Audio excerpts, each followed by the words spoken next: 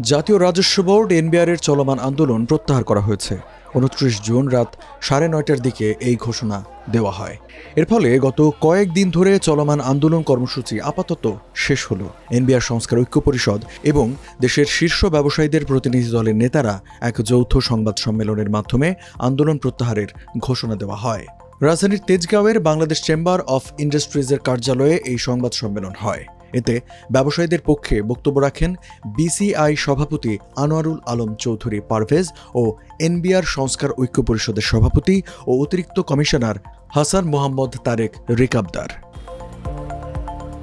গত শনিবার থেকে কর্মকর্তা কর্মচারীদের কমপ্লিট শাটডাউন কর্মসূচির কারণে পণ্য আমদানি রপ্তানি সহ এনবিআরের সার্বিক কার্যক্রমে অচলাবস্থা শুরু হয়। এনবিআর সংস্কার ঐক্য পরিষদের ডাকা এই কর্মসূচির কারণে ঢাকার এনবিআর ভবন থেকে শুরু করে চট্টগ্রাম বন্দর, ঢাকা কাস্টমস হাউস, বেনাপোল, সোনা মসজিদ, আখাউড়া, বুড়িমারি সহ দেশের সব স্থলবন্দর শুল্ক স্টেশনে শুল্ক কর আদায় কার্যক্রম বন্ধ হয়ে যায়। স্থবির হয়ে যায় আমদানি রপ্তানি কার্যক্রম।